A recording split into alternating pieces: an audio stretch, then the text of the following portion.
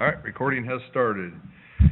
It is 7 p.m. on November 17th, 2020. We're going to open the Committee of Committees meeting. Sandy would like to make an announcement before roll call. I am. So we've been trying something new with electronics these days, and so I do need you to speak not only into your microphone, but also the electronics, or the microphone for the Zoom meeting is currently sitting on the speaker in front of Rick. It does take up a 20-foot radius. If you speak loud enough, it does pick you up. You will not hear yourself through the speakers and the microphone that is on your desk, but it is important that you speak into it because it is still recording to that camera as my backup. So I need you guys to speak loudly and into both areas. And that should also be feeding the recorder. It is. It's also feeding the recorder. So it's important that you speak into your mic, even though you cannot hear it through the speaker system. Then roll call. All right. I have committee members Chris Sample, Here. John Talbot, Here. William Luxinger, Here. Dina Simpson. Here. Jen Christensen. Here. Jared Doan is absent. President Rick Worm. Here. Brenda Onabeni, Treasurer. Here. Clerk Sandy Mosum here. Attorney Dan Bolin. Here. And Public Works Supervisor Brett Fergie. Here. Oh, and Park Supervisor Nathan Hill. Here. Sorry, Nate. I have come to realize that Zoom meetings do accentuate how large my head really is. Just move the camera further away. Giant kielbasa melon. Oh, hold on. I do have a member of the public asking to join. All right, you're good. Member of the public is in? She is joining right now. I gave her permission. Oh, wait. Let me know when they're in. She's in. Okay. Welcome, public. Yep. Actually, still connecting to the audio. So roll call is done. We'll entertain a motion for the meeting minutes. I'll make a motion to approve October 20th, 2020 Committee of Committee minutes. I'll second it. So Jen makes a motion to approve the October 20th, 2020 meeting minutes. Committee of Committee meeting minutes. Dina seconds. Is there any discussion on the meeting minutes? All in favor? Aye. Any opposed, say no. Motion passes 703. Move down to reports to the officers. Anybody have any questions on the fuel or water reports? They're in the packet. We have the utility bill drawing. We'll see if we can do this at 6 feet. Chris? Pick a winner. Yeah, hold on, I gotta get something from the bottom, because these people on the top are always winning. Well, this person not one. 415 Hickory Drive. Put it right here beside. Thank you. All right, so discussion on draft resolution approving intergovernmental agreement for public works mutual aid between the Village of Stillman Valley and Village of Davis Junction. Does anybody have any questions on it? Just basically updating it before it expires? I don't. It's the same agreement we've had. I was just gonna say that, does it expire the end of the year? It expired a month and a half ago. Oh, and then we're not doing it Yvonne before it and I are a little late to the game. And then we were trying to get it done before the election, but that was expired. Have we had to enact it at all? No. I find that hard to believe that we're not using it. Kinda just an emergency thing though, right? It is. It is. It is in case we get a Fairdale or Okay. one of those storms like came through Forreston that we've got Yeah. that agreement. No, I read it, I didn't have an issue with it. It is, but it's also there for, equipment swapping and personnel issue, instead of renting or anything else, but Stillman doesn't really have much that we need. Add that to the agenda for next week for Perfect. approval. Have they ever used Discussion our, possible approval. bugs, or mosquito sprayer? No, we did not reach an agreement on that at this time. That discussion kinda got sidetracked during COVID, Alright, so I'm sure. But we are fully licensed again. Yes, we are fully licensed, and I can work with them and get them what they need to do on their end so we can spray for them, but we just, so that isn't covered under this thing, 'cause it's not an emergency? No, it's totally different. Alright, just, yeah, and that would be, an exchange of funds so that to cover our costs. sure. All right, move on to Sandy. In your packet is the FOIA report. I think it's pretty self-explanatory. Any questions? I don't think I had any FOIAs this past month.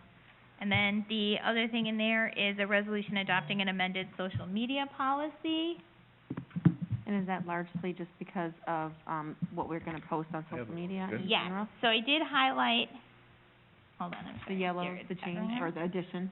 Do you want this one? I can give you another one. Yes, so I highlighted the last page for you, because I always like to know where the That's guts of it all are. right. There are some changes in between, they're minor things that Dan added legal stuff to cover us. But the last page is the biggest part, and so you guys had asked Sarah and I to come up with some guidelines for sharing community events. And so we came up with the guidelines, tossed them at Dan, he made them all spiffy and legal, and this is what we've come back with. You mean sharing community events? So we wanna be able to share, like, when the example was I think White Pines had an event that was open to the public, or if the Byron Forest Preserve has something that they're doing that's open to the public, we wanna be able to share those events. But Dina's concern last week was we wanna be able to make sure that we're not then getting the Mary Kay at-home party. So we tried to put some language in there that would limit that, like, it has to be in a public location, has to be open to the public, and most importantly, the ultimate discretion is up to the village. My concern wasn't as much, to eliminate events, it's just my concern was it was gonna turn into posting everybody's Yeah. house parties, and that turns into a nightmare, because then Yeah. then you feel like you're deciding one is more important than the other. Yeah. I think they're all fine, it's just that I feel like that's not the place for us to put those on Yeah, there. agreed, and so I think we put things in there, like, we wanna make sure that it's public, we wanna make sure that it's available to everybody. We want, we just wanna make sure that we can share these things, and the goal is to also just pick one day, which I think is also listed in there, that we wanna focus on just one day, where once a week, we just start sharing some of these events, especially since with all these restrictions in place, I know, like, the Julia Hall Library has been doing some virtual stuff, things like that, we'd like to be able to make sure people are seeing. You're not gonna put that on the consent agenda, are you? Yes, so the way that Dan, Probably not a good idea. you would like, you're gonna vote no, is what you're No, saying. I'm not. I'm not gonna vote no, but I'm not gonna vote yes either, 'cause I just think Okay. it's gonna open us up to, I don't know, a cluster. Well, that's why the goal of this was to limit it. I And get it, so- and I'm not against it. I'm not Yeah, gonna vote I know. no. Okay, I'm just then gonna I'll make reserve sure I my- keep it off the consent agenda. Thank you. But this is what you guys had asked for with some guidelines. Dan says it has to be in our social media policy, so there it is. Dan, anything you wanna add to that? No, I think it's, pretty straightforward. In terms of, the biggest concern from our perspective is making sure that the village retains the power to control what the village posts on social media. Even though you're getting the content from third parties, the village gets to decide what goes on the village's social media, or what the village posts on the its own social media sites.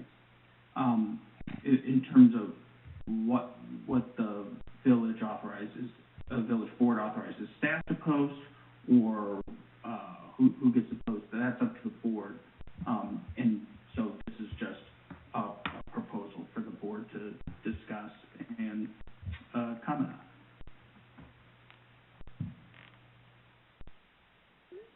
Being in the packet, does anybody have any questions before we move it to next week?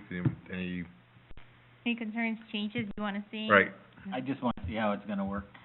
And I do too. And there's no way you're gonna do it without passing it, Yeah. so. we can modify it as we Yeah, go. and if it doesn't work, then we come back and remove it. All right, you know what, put it on the consent agenda, we'll see. Yeah. Everybody and okay we with it on will. the consent agenda? Yes, I'm willing to Yeah. give it a try. Yeah, and if, All right. Chris, at any point you think that it's not working, let's talk Oh, about it won't be me, trust me, it'll be somebody else. I know, and then we'll talk about it at that point, but I think we did broad enough guidelines that we could narrow down exactly what it is, and most important to me is that we get the ultimate decision, we're not gonna, All right, so. we'll give it a whirl. All right, we'll see what happens, and, the other things that I have are, the mold and asbestos reports came back. The asbestos, I had them do the upstairs of the offices in the storage area. Do you have a camera on you by chance? I do not, because I have to, they're all pointed that Okay. way. You only get my voice. The the asbestos report came back, and there is asbestos in the windows up there, which means that they're probably I'm assuming the windows are probably still in these walls too. So if we ever do any work on the windows again, we need to have the asbestos removed first. And then the mold report came back, and there is acceptable levels of mold everywhere but the basement next door. There is high levels in the basement next door. Oh, Huh? I thought you were gonna say there's no mold in the basement. No. Broken for a loop. No, that is Yeah, the that was- highest level. So, an acceptable level, I think, goes up to like 13,900 or 13,000 spores, and the basement is at 20. So they do recommend an extra dehumidifier downstairs and just keeping an eye on it because it's an unused space. But they did test the first floor apartment, and that came back as normal ranges. So I don't think there's any action to take at this time until we do any work. If we repair the windows or things like that, then we need to keep that in mind. Did they put a cost to remove it for the windows per se? So she was gonna email me that, and I have not received that yet. All right, thank you. That's one of those things with, right now it's remove it if you work on it, but eventually the government's gonna come down and say, You gotta take it out. you have to Well, take it out, and and- that's when it gets expensive. And they probably should have, I mean, this building's been worked on enough, they probably should have removed it at an earlier point in time, so we'll catch them at some Yep. point. Now that we know, we have to. Yep, and then, my other thing is for the Sue Green, but we can talk about that when Dan talks about it. So that's all I had. All right, Brenda? Right now I've been, working on diligently on the cure receipts, the sent to the state. I've already sent one batch, and I have another batch I'm working on getting the multiple documents that need to be sent to the state of Illinois for their review. I'm working on a stack of those receipts right now. And that's it. Okay. Dan? Thank you, Rick. The, first item under village attorney is the, Sue Green agreement and proposed addendum. I understand that the board's discussed this, a couple times. The addendum, addresses our legal concerns with the agreement and has, what we want to see to protect the village. So my understanding, talking to Attorney Silverman, is that the decision is for the board whether or not to move forward with the agreement, and that's simply up to you all. At last week's meeting, you guys had asked me to inquire about the additional parcels that we own and why we had not received agreements for them. Since then, they informed me that they plan on turning south at the tracks in town, and so those additional parcels would not be incorporated into their current project plans. That's why we did not receive an agreement for them. So at the current time, it wouldn't even help us with the Yeah. addendum part of getting the utilities put in the way, at least an introduction. Do you have anything more on that? No, yeah, after getting confirmation from, I don't remember the gentleman's name from Sioux, Neil? yeah, they're coming along the tracks from the west, and as soon as they hit Junction Road, whatever that north-south is, they're heading south down those railroad tracks, so they're not even heading east, which is, So- explains why we didn't get any other documentation. I don't know if they can help us with what we wanna do, but, So at this point, does the board want to proceed with even entertaining this? If not, we will not put it on the agenda next week. I don't. I don't. I don't understand the point. Yeah, I don't either. Okay, so then we will just leave it off, we're done. That's fine. Would you like me to contact Neil and let him know Please, that let we're him not know. gonna take any further action? I would hold off, no. Why? Talk to David, clarify, Oh. make sure about, before we burn that relationship. All right. Dan, could you have David update us on the, any effects that might from us not doing it? Unless you can do it. I'll ask David, for any consequences, but, my understanding, based on my conversation with David, is just up to the village whether or not to move forward. Well, I guess, talking with David, he says that that they could give us a partnership with the railroad to get sewer down the railroad. Would we in exchange wanna sign the agreement? If the board still says no, then there's no point in moving forward. Is he referring to what you were? Yes, so Yes. if they can get us, help us get an agreement to run utilities along the right of way, Certainly. that would be a different story of whether we could agree to do it, but as of this point, they're turning south before we get there, so it's probably a good thing to reach out. I don't really get, how would they have the ability to do that? So, the goal was to use Sue as a mediator for the village and the railroad, for them to put us into contact, because they're doing the same thing that we would have wanted to do, and they already have the resources and the point of contact to put something in the easement, and they were just going to do the introduction, and as well as assist us with making sure that we would be putting stuff in the proper section of the easement where we're not gonna cross over their equipment or anything else, but. Okay, but at the present time being, we don't have the funds available to run, is that not correct? I wouldn't say that, but it's not been budgeted or planned, I mean. But budget time's coming. Yeah, but, No, I'm with you, is it something we're doing in 24 months? No. Probably not. I think it's just a waste of time, but you. IDOT's always gotten her way. So, I will share with the board, I did talk to Neil about this, and he did tell me that the turn south is not 100% locked in yet. then we'll wait and see what they do. In that case, just leave it off the agenda until we Okay. get more. Dan, you're up again. Thanks, Rick. The, next item is the residential temporary certificate of occupancy, ordinance. This is an amendment to the village's residential code, one of the building and technical codes that's adopted, it's an international code that's adopted into the village code by reference.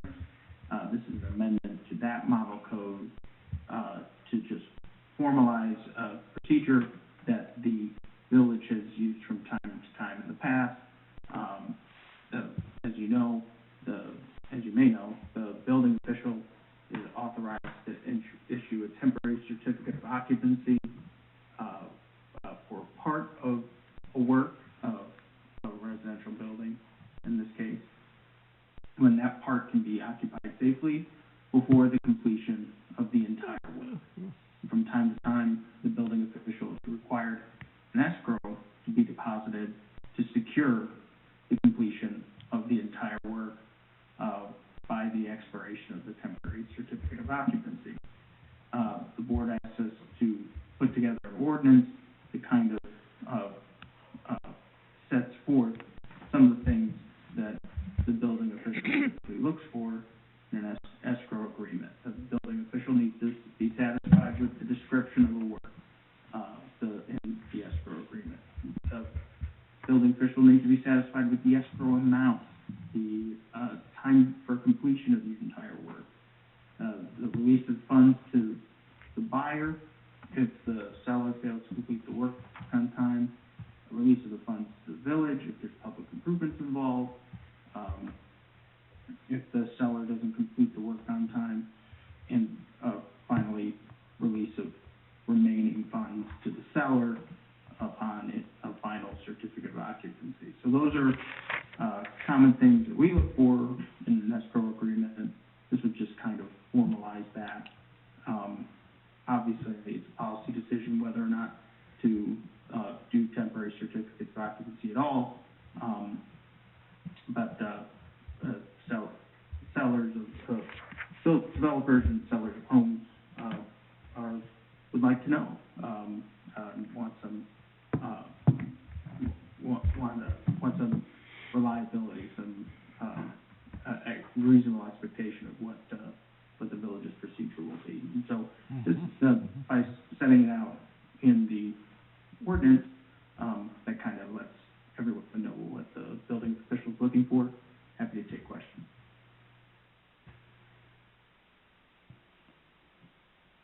No questions for Dan? I do. Dan, does this ordinance follow the draft escrow agreement that has been provided by Vulcan? Does that agreement fall in line with what we're setting forth in this ordinance? It generally does. Of course, the sample agreement that Vulcan provided is got a lot of blanks in it, kind I of didn't, for we the, agreed to that. to be filled in. Oh, So what is the amount? What is the work what's the description of the work to be completed? Those kinds of details that need to be, hashed out. But you really don't know what those are gonna be, until the temporary CO application's been filed, and the building official has a look at what's incomplete and what's not. Can this work be occupied safely? So, what's really involved? And so, the form agreement that Vulcan provided could work, but it really depends on what goes in the line, right? And we might not know what's gonna really be appropriate until the time that temporary CO application is filed. So, William, yesterday evening, Dan forwarded me an escrow agreement that Vulcan's attorney had drafted, that, according to Dan, until we fill in the blanks, could comply with our ordinances. Did I get that right, Dan? Yes. Okay, so I did not forward that on to the board at this point, because I was waiting to kind of see what's happening, and I wasn't at work yesterday. Could conform with our draft ordinance? Yes, that's what I was asking him. And then, I guess my second question is this, things that we're putting forth in the ordinance, if we pass them, that puts all developers on the same playing field, and does that make the wants that we have wanted from, one developer equal to all? If that makes any sense. Does to me, but maybe not to him. Well, Dan. Dan? What was that, Chris? Oh, She just wants to know that is this, my concern was that, we were treating everybody exactly the same, when one of our developers gives us more issues than others, but then again, if the village is protected by this, I don't really mind if they're all treated equally, as long as the village is protected in the end. Will this treat them all the same?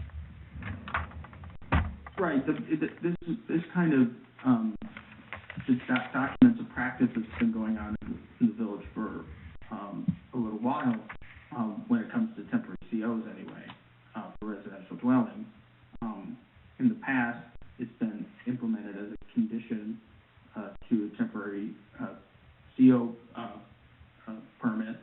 And then this just kind of formalizes that, procedure, and puts it out for everyone, the kinds of things that the village, could ask for, depending on the conditions of the property, which, of course, to developers, these are all the same to them. They think every house is the same, but, I think that and we could probably know what typically happens, the things that are gonna be incomplete, very often might be the driveway, might be the sidewalk, might be the grass. Those might be some of the more common things, but the building official won't know it's incomplete until he actually goes out there and takes a look. This gives the building official, or just formalizes, the building official, for the building official what to look for when that kind of application comes in. Well, Vulcan's contention was that they had an escrow agreement with their home buyers, and the mortgage lender was part of it, and that the village probably didn't need to be a portion of it. I'm fine with it either way, as long as the village is protected.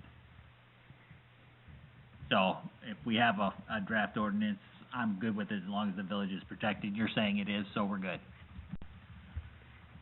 Right, and Is the that what you're village doesn't necessarily have to be a party to the escrow agreement. Understand. I agree with you. I think it's more, would be most appropriate, if at all, if public improvement's involved, but, that leverage with the final CO, that the funds not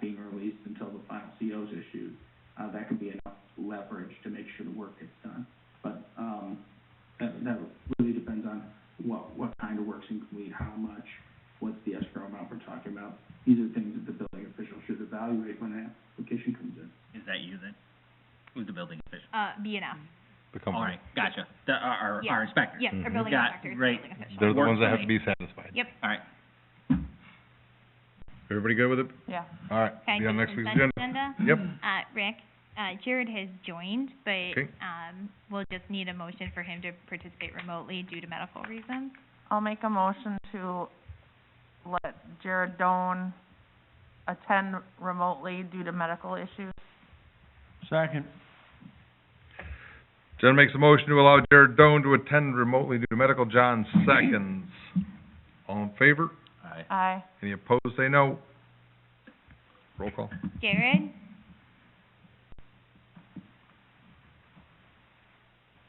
You're muted, Jared. I know he's there 'cause he's texting me. Yeah. Thank you. What time is it? 7:27. Thank you. Hey, Rick, Yes, sir. oh, one more thing before we move off the, temp seal ordinance. This is a amendment to the building code, and so we do, need to give notice to the, Oh, Thank you. Capital Development Board, Yep. 30 days ahead of time, so, Yeah. if we're putting this on consent, put it on consent for Yes. 30 days from now. Thank you, Dan. I did print out your email with that information, but totally buried it under the paperwork. So can I still do a consent 30 days from next, so the admin meeting in From posting? December? Right. In fact, I think I've got December, dates on the draft, so. Okay, perfect. anything further, Dan? Nothing further, thank you. All right, we'll move on to the committees and community development and events. All I have is I'm working on our Christmas drive-through event, which is December 5th, and the hours are gonna be 3 to 5. And the community blood drive, that is going to be on the 10th, from 3 to 7. That's all I have. Finance, William. Any discussion on the resolution for the waiving of the fees for the small businesses? Just so everybody's aware, we do have one that, has a violation, so they will not be given the waiving of the fees. So that is Fine with that. okay, Consent agenda? yes. Okay. Other item in here is, the Poliska lease, that is the farmer who farms our 24 acres right down 72 here. The lease is up. He's always been extremely pleased to work with. I have no problem. I just need direction from the board to either renew the lease. I think it has renewing language in it, but, Those deadlines may have passed. yeah, but, he's farmed it for 4 years now. We've gone through 2 leases. If you guys recall, or maybe you don't, who were not on the board, we gave kind of a discounted price on the price per acre in exchange for, no crop damage fees. We did not want to be liable for crop damage. If for any reason the developer were to come through and they wanted to start building now, we wanted the right to start developing our land. So he has a reduced price per acre in exchange for we do not pay crop damage. But I thought maybe it's time that we increase it a little bit. We increased water rates, we've been increasing our property tax bill, but, I just thought like $5 per acre, which ended up being like $150 or whatever. It's not a lot. You know, Appropriate. you know, if you don't use that for farming, they'll charge you a lot more for property taxes, because it's not part of, Right. Where? We own it. No, We're exempt. doesn't matter. yeah. We're, We're aware. We're exempt. We've reached out to the No. county. We are not We're exempt. not exempt. Oh, no, because we're renting it. no, we're we're renting. not exempt because we're leasing it. If we Yes. don't lease it, we go back to being exempt. Right, yes. Nope. Unless you're using it for the business of the village, you are not exempt, and they can tax you at Correct. whatever. If we don't lease it and we just let it sit there, we're exempt. No. Yes, Yeah. just as our. All right, let- all right, as I our don't land think out so. here. I You think, don't pay taxes on 117 Prairie Moon. Right, It just sits there. It just sits there. Same thing with Right. lots Yeah. 3 and 4. It Yeah, just sits there. same scenario. But because we do lease it, we could be obligated to pay property tax. Yeah. We are aware. We do pay property taxes on a portion of this. Well, they This- should be charging property tax right now. They are. Well, we Just pay reduce taxes that like a on a farm portion of this because we lease the apartments next door, and we pay taxes on 135 Perryman, which is the water tower, because we lease the water tower to multiple entities. And we have also submitted the leases to the farmland as well. I'm gonna have to look into that. Pretty sure we're not exempt if we're not using it The for county is some- aware. some purpose of the village. Anyways, the lease is enough to cover any property tax that we would Yeah. be charged. I don't Do don't you want have to an keep the issue. same or increase a little? Bump it. I think increase it It's a little bit. appropriate, I think it's totally fine, and then I don't, like you had said too, like in terms of the amount overall is not that, So of the 24 acres, 22 are tillable, so we get about $3,300 a year from him. Either way is fine with me. Okay, I will forward it on to him. That is all I have, I think. Jared, ordinance enforcement?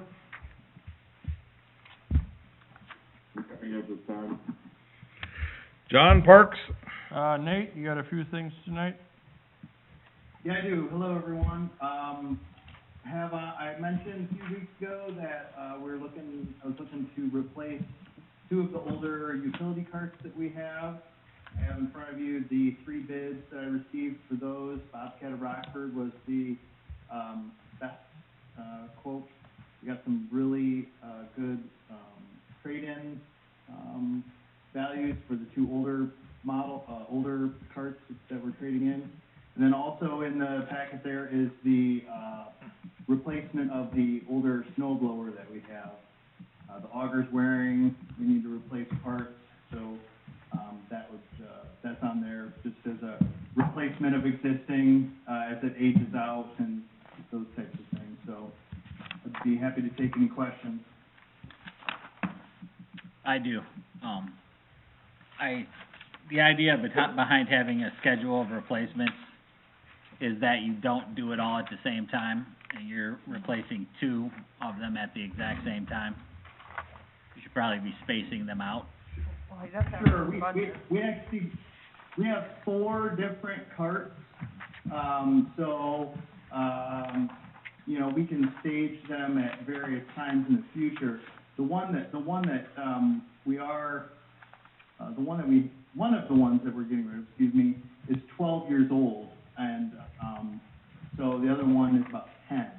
So we're kind of playing catch-up, so if we do go to a 3 to 5 year, 8-year replacement on these things, yeah, I can stagger them in the future, but, it was just, I have the budget this year, I do not have the need to replace one of the little tractors or there was a scheduled replacement of a mower that only had 190 hours on it. So it depends on wear and usage too, not just age. So there's several things that I'm looking at when it comes to you know, kind of cycling out and replacing equipment, age as well as usage, hours, and just reliability, repairs, those types of things. So Are these Kubota carts, they look kind of beefy, or is it needed to be that they're heavy duty? They're very similar to the what they call the club car or the Bobcat utility vehicle that's being replaced. They are a more work machine rather than like a golf cart. However, we use them to transport rock, dirt, materials, mulch. So we're dumping material into the back of them with the tool cat, the Bobcat, driving around, hauling, pulling, various implements and tools. So, yeah, it is nice to have people movers, but we also use them for some pretty heavy duty work. And that's kind of what that is what these carts are great for is being able to do not just move people around, but move material and equipment around as well. So they are beefy. So are you saying the 2010 Bobcat utility vehicle 2200 isn't good for another year or two? Well, Fergie saw a oil leak underneath it today, so, and when you drive it, it feels like it's swirly as can be when it drives down the, road because the suspension is worn. So it is, I could drive it for another year, but, having the budget and having the opportunity to replace it, and get something that's, you know, in better shape. It has quite a few hours, over 1,000 hours on it, I believe. So, several of the items don't work. The flashers quit working. Like I said, Fergie found an oil leak underneath it. And I believe that's the one that we tried to fix a lot too. We work on that every season. I was gonna say, okay, yeah, I think that's the one.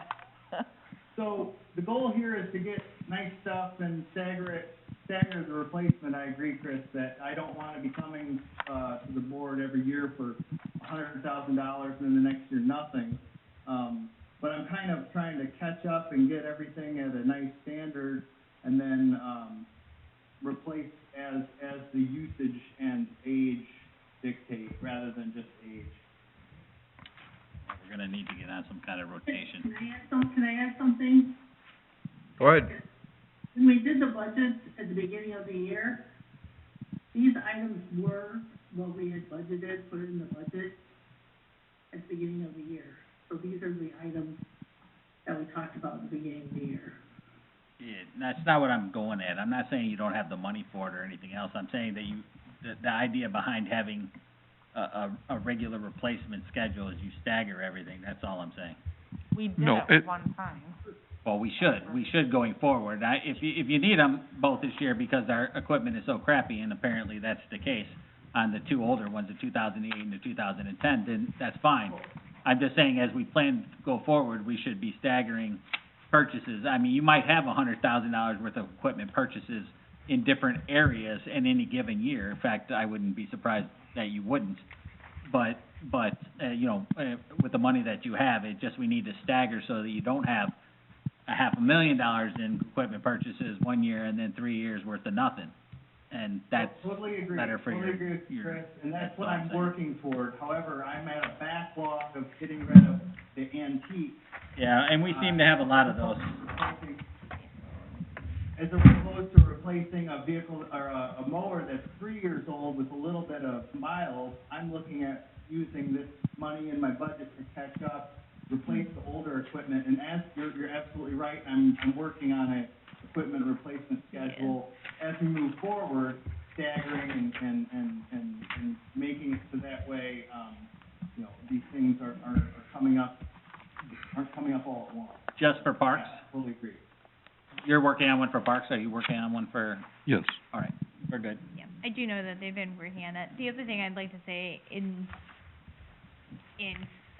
favor of Nate, which is, Jen and William, when they did parks, was very much on top of making sure we set a schedule for mowers and pushing for a schedule for all the equipment, but there never got to be a schedule for the Gators or for the Kubotas. No, we just kept fixing it. Yeah, and so Nate we've already got a schedule on mowers, now he's gotta get one on these. Well, I wanna see one on all the vehicles that we He is. have. You know, actually, all the more expensive Yeah. equipment. He's on it. And- Not just for parks, but for everybody. It's something I've started, and it'll be another great winter project this All right. winter to kind of Yep. fine-tune And I'm good with it, we're work good. on. So, totally agree. Can I do a consent agenda for the purchase of the Kubotas? How about the snow blower? Let him talk about it first, and then we'll go with that one. He already talked Oh, about it. did Do he? you have All right. questions? No, I don't. I thought the snow blower was all right. Is that just for parks, or do we use that on the streets too? I think We use it for everything. Walk Yeah. paths and All right. Park and- That's the courts. Yeah. That comes into the courts, I believe. No, That one doesn't? no, we use the skid loaders out there. They used to. We used to back in the day, but, the snow blower is mainly used for us when we need to buy ourselves room in like Ogle Crossing along the curb lines, to where we need to blow that snow up and out of the way that our plow can't push it up anymore. But we no longer use the snow blower in the cul-de-sacs because it's too time consuming. So the skid loaders can do that work in about half the time. It's good for big drifty puffy snows Yep. or chewing back, Well, packing. if you buy it, it ain't gonna snow this year, so go ahead. Nah, That's one way to look at it, yes. They say Hey, it's gonna no. be cold. Is everybody okay with the snow blower on the consent agenda? We had, I'm fine with we had, that. it's supposed to be really cold. Just so you're aware, you'll also see on the agenda, I will not put it on the consent agenda because you guys have not seen it, 'cause I didn't know what was being traded in, but you will also see an ordinance next week separately, asking for disposal of the items that he's asking to trade in. So how can we approve the purchase of? We did it, items? we've done it before. Okay. If you don't approve it, then you can't trade them in, so you gotta have one or the other. Alright, all I have. Anything further, John? No. Thank you, that's it. No. Chris, streets? Thank you, Nate. I talked to the attorneys of the lease for the homeowners association for Ogle Crossings. Can you speak up just a tad? Yeah, sure. Did you guys get anything from Willett Hoffman yet on the, for the exhibits for the lease, or, the license agreement for Ogle Crossings? You got it? All right. So, Willett Hoffman, Corey, and the new manager for Rockford came out and we walked it, and, they're gonna produce an exhibit that will allow the attorneys to complete the licensing agreement for, the entrance for Ogle Crossings. This is just the sign, right? Yeah, the sign and the landscaping and the flagpoles, that's all they're gonna be there. The license agreement will, that incorporate that entire area for them to take care of. We'll still have the access to our, whatever we need to, but they'll be charged with maintaining the wall and the flagpoles and the landscaping. That was all part of the agreement. That's the whole point of it, we want it to stay there, but we just don't wanna have to maintain it. I also talked to Willett Hoffman about the homeowner who asked us about the getting a speed bump in his area. And I asked him, what the process was, and Corey and Matt were gonna look into that. And I also asked him while we were at it, because the one lady who attended, Sharon, what's her last name? Sharon May. Sharon May, who attended, was asking about, Northwestern. I asked him to look at that too, so he said they would get back to me on that. Last part is yours, so. Can we back up before we Sure, move go forward? ahead. So the license agreement, Yeah. are you looking to wait 2 weeks and have it back on committee level, or you would like to approve that? Or, actually, I guess here's my next thing. If the board doesn't have any massive changes to it, we probably need to get it over to Ogle Crossing Yes. for them to read. I wouldn't think that it would be, I was first expecting to get it back from the attorneys with the exhibit. Yeah. For us to present to the homeowners association, because if they're not good with it, then Yeah. The board approving it. Yeah, but Kind did of the board proof. have any concerns about what the So draft is my only as it question is, stands? with all the conversation that was had about them having us, bottom line is, it's still our property, they're gonna maintain it, and that's what this basically says. Yeah, they pay us $10 to use it. Okay. I don't even know what the time frame is, I can't remember, but it was a $10 fee and they take care of it. But everything is still ours. Okay. Did I explain that right, Dan? You nailed it. There you go. All right, then I will, Ring by the better sweet. I'll wait to hear from Dan, and then me and you, Chris, can coordinate getting it Yeah. over to Ogle Crossing. Yeah. HOA. And then yours is the last part. You gotta speak up, 'cause you also gotta hit this mic too. Okay, so, the bad part about this is pretty much everything I have to talk about tonight involves money. So, we'll get started here. So since we are keeping, since we're keeping the alley over there, we can now officially refer to it as the alley. I've voiced my concerns here recently about, how dangerous it is to get in there with a big truck and salt. We don't have a setup for a small truck, to get in there and salt, so it is fun, we'll put it that way, when it's slick back there or it's ice.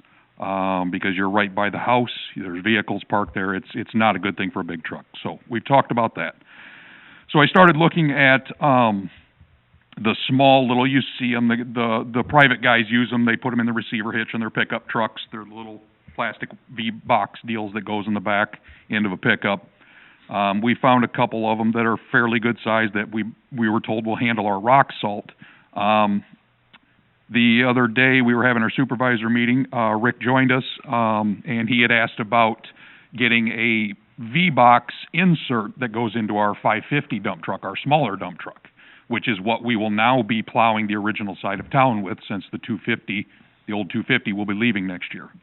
Great, that was a great idea, so I did get some pricing. Now, unfortunately, I can't show you the quotes because some of these have come in since, but just to give you rough numbers, the small little V-box that goes in the receiver hitch that we're interested in, installed price, we're going Western, we like Western, we trust their products, we use them on our snow plows, that's a $3,500 charge. We can go with an actual slip-in V-box unit that will go into the back of the 550, carry much more salt. That is installed with extra lighting and everything is $8,500. Rick had brought up a good point that, in an emergency or this or that could, and then that truck would then be able to salt its own route. Because right now what we do is we get done plowing, we get on the radio, we call one of the big truck drivers and say, hey, original side's ready for salt, hit it when you can. If we went with a V-box unit that slips in the back, that truck could then salt its own route. It's not the end of the world if it can't, because we've been operating this way for many, many, many, many years. But we do need to do something to get down that alley and be safer and not hit someone's property, house, mailbox, car, electric pole, whatever. So I just wanted to throw those numbers out there. I'm not asking for anything now unless somebody says, yeah, I can get the quotes for the next committee meeting, I'm assuming, Sandy, if we want to do it that way. Yes. So basically, we're looking at about $3,500 versus $8,500. But you're getting a lot more. I was gonna say, Part of the reason I brought it up was, first of all, the old side of town then the original side of town has to wait until somebody's available to come salt. Yes. Secondly, the little truck's more nimble, they can get in tighter places, and the big trucks can get, like our parking lots, close to the wells and stuff. So it was just something to add capability, rather than just adding something that sits on a hitch. Yeah, you get a lot more bang for your buck. And that's what it was. well, and You do. I'd still be more interested in, I mean, I don't know how everybody else feels, but like, I'd be more interested in finding out the $8,500, the $8,000 one, only because if it would be able to do the entire job At once. in itself, I think that would far outweigh still having to get something to $3,500 and then still having to call for, like, I don't know. Correct, no, you're I absolutely honestly right. think, like, I I'd be more was, interested in that. I Well, don't and know. then, I was very happy that Rick brought that up, but, I look at dollars. I mean, that's I know, $5,000 and I appreciate that. more. I appreciate we that. also looked at the difference in loading them. Yes. So you're talking about a small hopper that was about 2x2, that goes on a hitch? It's a fairly big one. This is a 900-pound capacity, so it's the biggest one to But make, but still, yes. You're gonna have to scoop on one corner of the bucket. Yes, and correct. then dump it in. Correct. As opposed to be able to just scoop and dump. Yes. So basically, this was giving lot of you the one operations extreme to the next and say, okay, here's the benefits of the small one, I'm it's just thinking easier to deal with, long-term, it's yeah. easier to store, but here are the advantages and disadvantages of the big one, so. I guess I'll be the oddball out here. I don't like the idea. I mean, we plow with, or we salt with two big dump trucks. I don't like the idea of adding another salt spreader to the 550 that's just gonna eat it up and tear it away again. The more we salt with more vehicles, the more damage we do to them. Agreed. We've always done a tremendous job salting in this town. I think we probably salt better than many communities I travel through. I'll guarantee you we do. So I don't think we have a need to expand our salt ability. It's not the ability, this is the safety of getting down that alley. And I agree. That's the problem. And to me, we don't spend $8,000 to salt one alley. No, you don't, No, but I'm you thinking also that was spend the entire- double the man time to come back and run over the same roads again that you could've done right when you were plowing it. Well, it's, it's, They're already out there, But again, you're already running those two trucks, we're already paying them, we're already got the fuel going. We're not saving any money on that aspect of it. Are you You leaning absolutely toward the receiver mount or nothing at all? You got a labor savings with the 8,000. you absolutely do, because you're doing it all in one step. oh, it's not even that. You're not saving labor there. What it really not a lot is of you're money. spending $3,500 to do an alley or $8,000 to do an entire section of the Yes. community. And that, to me, I don't wanna eat up the box either, I get that, trust Yeah. me. No, that's You know. why we never equipped that truck. Right. William is right. That's why we never equipped that truck for salting. Knowing it would plow, but we never set it up for salt. I think agree there's- 100% with that. I think 'Cause there's he's right. ways, either, cause we sat here and told them, we'll get them plowed, we'll get things done, but it's not gonna be the first on the list. And, No, right. if we have to come back and get a Bobcat and sprinkle salt through it, I'm okay with that. But, I mean, we explained that to that group of residents. Okay, because I don't keep salt in this side of town. All my salt is out there, so I don't have a stockpile here. I know, I mean, So- salt's out. Well, Yeah, why I'm don't you for tell me expanding our what are you capabilities. recommending? Well, I'm just looking for the safest thing, because what's gonna happen, I mean, it's dangerous back there with a big truck salting. Nobody enjoys going back there to do it, especially now that the rental house has 2 to 3 cars that park out front. You have to creep around by the house on the north, because you're literally up against his house. And then I think there's an electric pole over there. So this was kinda, okay, we're keeping the alley. That our first thought was just get the small receiver mount. It is dangerous. I mean, I'm not trying to buy more equipment and spend more money, but unfortunately, William, I can't sprinkle salt with a Bobcat. You would have to be out there with a shovel, hand flinging that whole alley to spread it the right way. I'm just kinda throwing options out there to see what everybody If you're thought. gonna put salt in it either way, then I would go with the $8,500 box. I mean, I'm not, Me. yeah, I mean, we can put the small one, we could put it on the back of the pickup truck if we wanted to. I mean, but ideally, it would go on the 550 simply because it's already there plowing. $8,500 is a massive investment.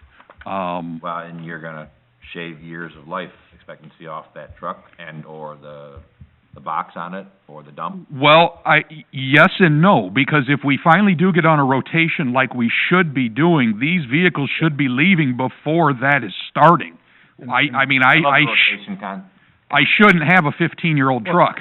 But I besides mean- that, you've also got, that slip-in So- unit's a self-contained unit.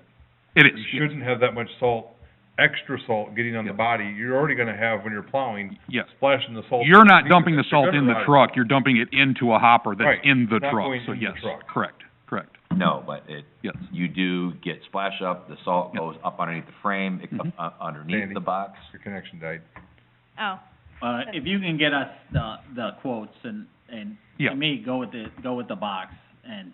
Yeah. then- And like I said, then this as a was- board, we can make a decision. That's what this was. It was a discussion to get people's, everybody's feelings and opinions I on understand. whether we want to do it or not do it, And so. I don't like to, in fact, I hate salt. It's, There could be some. So do we. here and- well, seriously, I mean. So do we. Yeah, if I'm gonna buy a used car, I'd look for something from the south. Yes, Well, agreed, in that Yeah. respect, yes. agreed. I wouldn't buy something from Wisconsin. Yes. I'm just Oh. saying. I mean, I agree with what William's saying. That was why we set that, he probably remembers the discussion when we bought that truck. I do. We did not set it up for salt for that reason.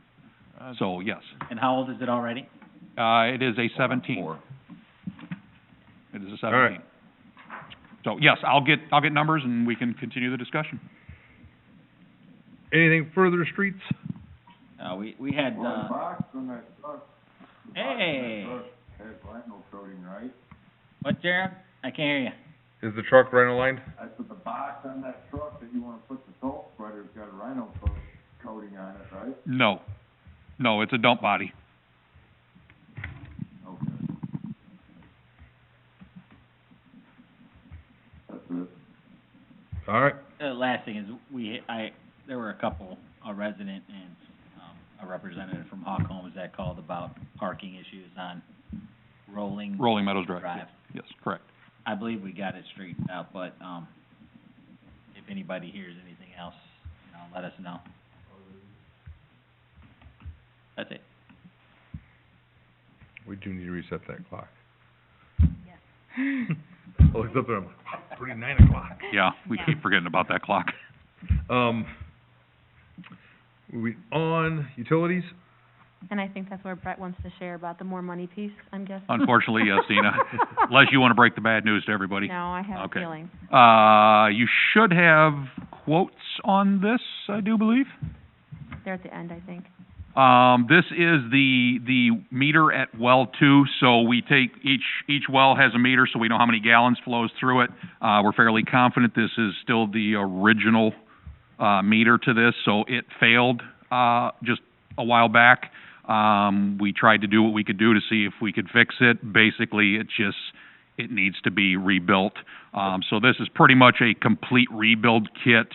The only thing it doesn't have is the actual housing that bolts onto the pipe, which we don't need to replace, we've been told.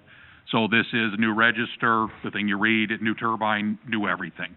O2? Pardon? Is that an O2? The meter? Yeah. Oh, it's I remember It's when old. well 2 came online. Yeah, it's old, Maybe it was 04. yeah. I can't remember what the plaque The says, serial number is 2002. yeah. Same. So, and it's just one of those things. There are two quotes. They were $50 difference. I would like to go with the $50 more simply because WPC, Brian Blue, is a micrometer rep. We actually get service with the sale. Blue Book, nothing against them. They sell you the part and that's it. You'll never see a face. So I like to, Brian Blue is a phenomenal individual. He's helped us out many times. It's worth $50. Do they come and do the rebuild? No, we will probably do it, but if we have any issues, that man will drive out here the same day and Okay. work with us. So, that's kind of why I'd like the little bit more expensive one. So, if, any Do we have any questions, or? issues with that? No. I don't. Move it You're forward. breaking the bank, Fergie. I'm sorry, it's a horrible night. I should've, Only $50. I should've zoomed in. Nate was the smart one. Yep. And then, when we take the next one then? Okay. This is just, right now, for just quick information. We talked about the backup, if everybody remembers, weeks, months, whatever, about the backup float system for the influent, the raw pump building at the wastewater plant. How we're having issues with the SCADA. Obviously, you know that. You approved the study. We thought we had a good price. We got a second price, which was $11,000 more, but that price was literally revamping that entire system. So we are trying to find a happy medium. One price was about $4,000, the other price was $15,000. Obviously, I don't want to spend $15,000 on a backup float system. So, just to give you a heads up, I will be coming back to you, hopefully with better dialed-in numbers. This is basically the warm fuzzy feeling to get us through until we get the SCADA and those buildings completely redone with current. Because remember, the parts were failing. We can't buy the parts. They don't make them. They don't exist. So, With the two quotes being so far apart, yes. then I'm just curious, and I'm not like saying, hey, let's spend more money. I'm just saying, with the one being 4 and the other being so high, does that make the one that was 4 seem to be not handling what needs to be handled? No, not Okay. really. It's just a more simplified, that one, for example, if I remember correctly, I apologize, I don't have them in front of me, all the details to them. That was basically, if we have a problem, we would have to go in and manually switch it to hand. The other system was a little bit more high-end. It would do it itself. It would, and I'm not really looking for that right now. So Jason Vose and I are going to discuss this a little further to see if we want to scale it one way or another. And I will get back to you all with quotes and kind of a better idea on which direction we want to go. Okay. So, Thank you. and I think that's it, Dina. Thank you very much. And then on the one with, the rebuild of the well, can that be on the consent agenda then, if nobody has any issues with that? Okay. Thank you. Yep, thank you. Anything on unfinished business? I have something. On our unfinished business? I do.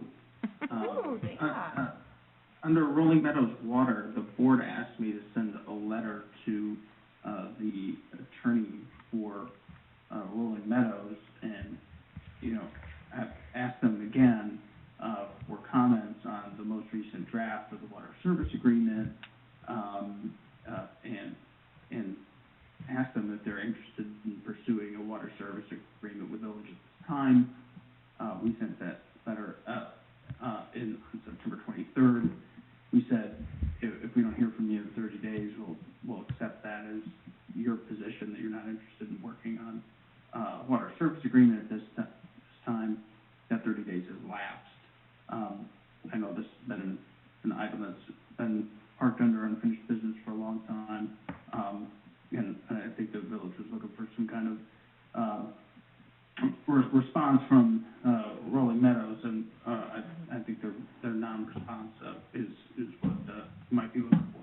So, just thought I'd raise it since it was, on the agenda. Remove it. I think remove it. I Yeah, mean, like, remove it. honestly, I think the old Drop it. situation before kind of just ixnayed any relation. I think the At that residents point. need to still spearhead that, Yeah. talk home. They have to encourage him that they want it, and that's that, because Right. at this point, I don't think with all the other stuff that went on, he's We've had gone any well interest. above and beyond our due diligence. Yes, we have, and we've offered the sun, the moon, and the stars, I believe, so. And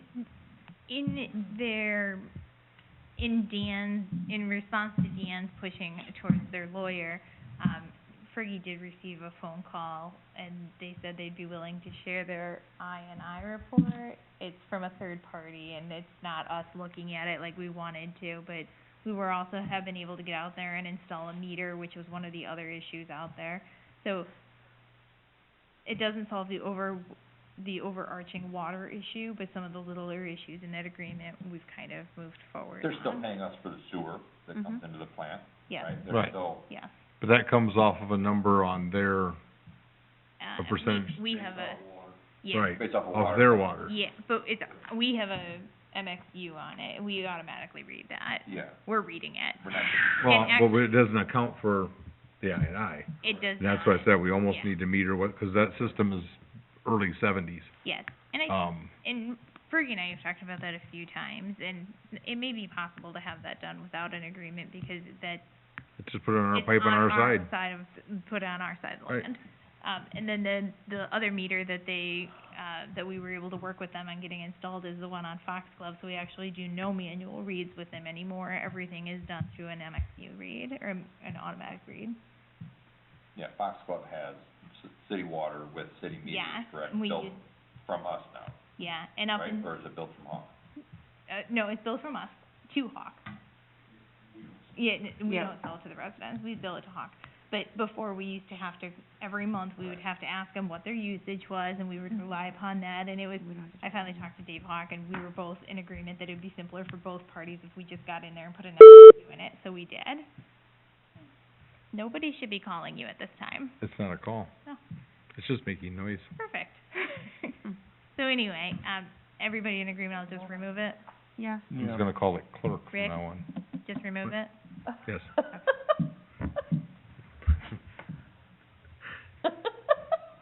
She must have missed her, she'd be throwing stuff at me.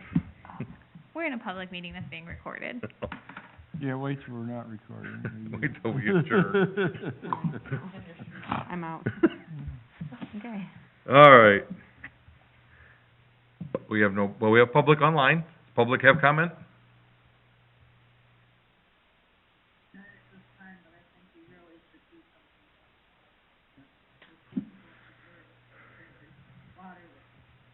We have no Yeah, legal there's- standpoint. There's We no- can't force them. Yeah, we can't force them to have an agreement with us. Now, the residents can try to encourage him to reach out to us, because we have the agreement, we've shared the agreement with them, we've asked them to work with us, we've offered discounts, we've done everything in our power to get him to reach out and be a partner with us. At this point, he has no desire to do so, so at this point, the residents out there need to encourage him to reach out to us, because the agreement was drawn up, our attorneys had everything done, everything has been done on our part that we can do. We cannot force his hand unless he wants to partner with us. It is a small business. City makes a lot of money. She said that's exactly what the residents needed to hear, and thank you. Okay, thank you so much. Well, and plus, you wanted to charge more than what we charge our residents, so I mean, that's not fair either. Oh, you're talking about Hawk Homes wanted to charge his residents a different rate than what we were charging ours, Jerry? And I don't have confirmation of that, so I No, can't say we- that publicly.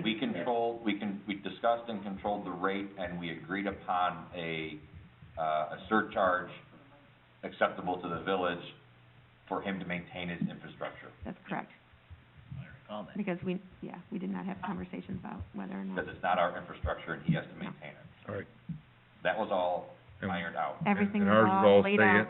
Ours would all stay in because we still have to maintain the infrastructure up to his property.